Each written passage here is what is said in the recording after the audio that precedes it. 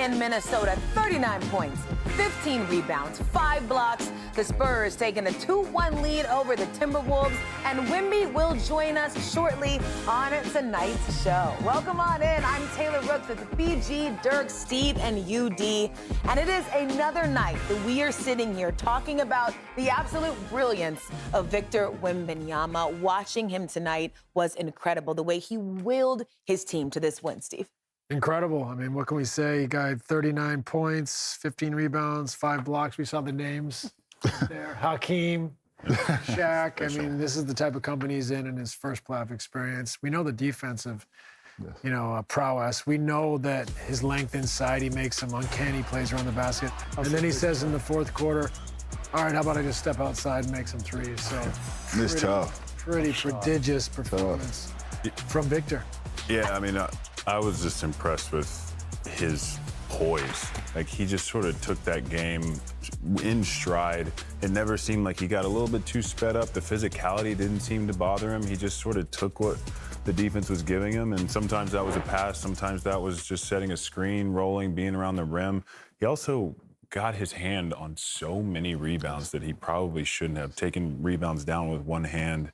I was just impressed with just his ability to sort of be the calming presence on that team for such a young player. We heard Candace talking about it in the broadcast, but just that he is kind of growing up in front of our eyes throughout this playoff series. How are you seeing that maturity show, UD? Just the patience offensively, like the guys talked about, a little bit in the high post. I think he was premeditated when he was making his moves, knowing he was going to spin, and the spin wasn't actually there. So now he's reading and he's reacting. He's making the right play. If he doesn't have the shot, he's spraying it out to other guys. And defensively, his patience defensively, he's waiting for these guys to actually commit before he goes and blocks the shot. So he never has an early rotation where he just gives up a wide open shot to somebody. He waits for you to commit to the shot, and then he goes and blocks the shot. So as an offensive player, you have to change your mindset, and these guys have to get in the film room. You need to start focusing on dribbling up, dribbling out, dribbling through. Once you dribble through, you get a cutter to the basket. Wemby can't be everywhere at all times. So this is something that I think they need to look at going into the next game. Or can he? Probably can. Possibly can. Possibly can. I think this is a must-win for them, obviously losing home court advantage there in game one. He set the tone early with an unbelievable start, and he finished the game.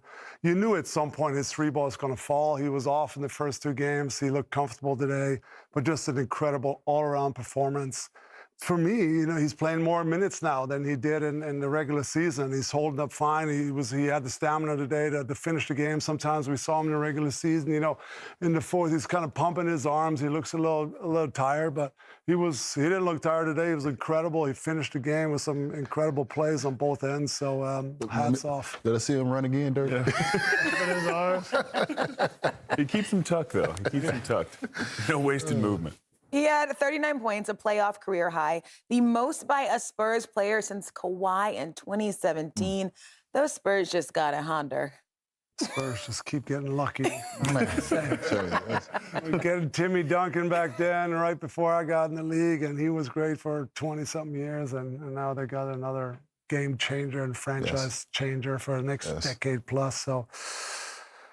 Yeah, I'm a little bit mad about it. You guys got the #1 pick last year. What are we doing? Cooper Fleck. Yeah, this is Rookie of the year. This is true. This is true. Cold envelope. Now, Wemby is one thing, of course, but the future of the NBA is bright. We know they lost the game, but Anthony Edwards, also great performance in this one, BG. Yeah, he was great. I mean, it was nice to see him get sort of regular minutes starting. At times he looks good offensively. I think with the ball in his hand, he's going downhill, but it does seem like defensively he's moving a little bit gingerly. Could just be me, but I noticed certain times tonight. So it's definitely still affecting him, but I mean, to come out and have the performance that he did on what I guess he'd call 60%, which I would have loved that 60%.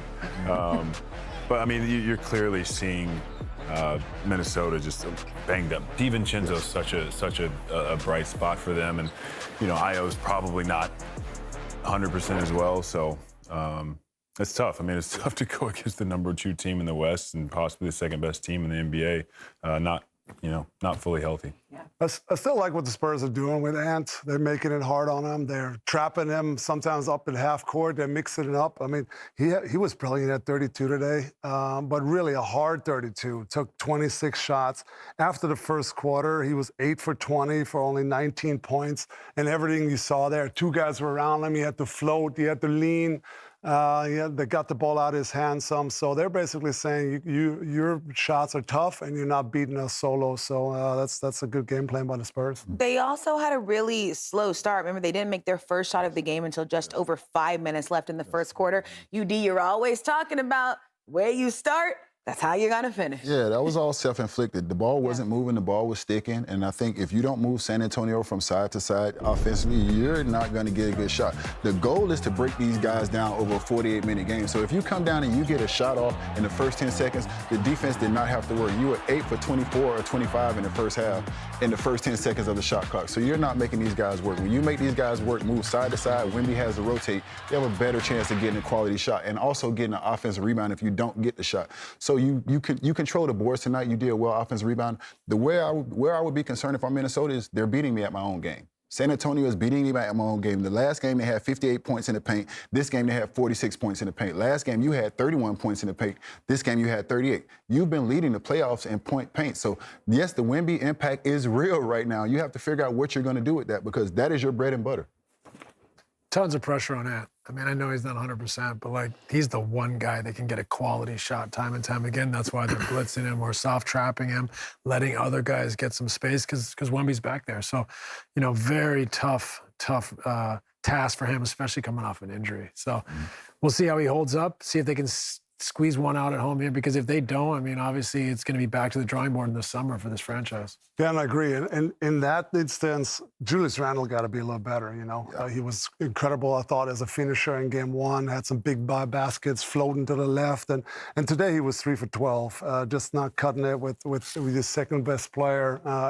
And they're trapping Ant. So you need a little bit more out of him and really Jaden McDaniels, who was 5 for 22. I need him to dominate it is that matchup against Castle. When he has Castle down there, you got to dominate that. Yeah. All right, it's time now for Premium Player, presented by Patron. We welcome in Victor Wembanyama. Salut, ça va? Still locked in. Still locked in. You know, another brilliant game from you, 39 points. You had 16 points in the fourth quarter. What did it require from you down the stretch to get this win? You said it down the stretch. I mean, the hardest part about the game, and this team especially, is they have to hold you to these high standards. Otherwise, it's just going to make runs. It's just going to bully you. So it's really consistency. Victor, great game tonight, man. It's Blake. You know, when the game slowed down tonight, the game got more physical. It felt like there was multiple bodies, multiple arms on you at all times. I thought you went to a different place and you sort of steadied the ship. You were the calm. Talk about where you've grown mentally in that area. I've really been waiting since I've been in the league to live those moments, you know, those high-stakes games. You know, that's what I love. It's the feeling I got before games. You know, this excitement or this heat in my heart, you know, it's even stronger. And it just gets stronger and stronger as the games go on. I'm built for this, you know. I love this more than anything else. Hey, Wemby, we saw you talk to Coach Pop after game one loss. What kind of wisdom did he share with you? Obviously, he's the GOAT. What did he share with you?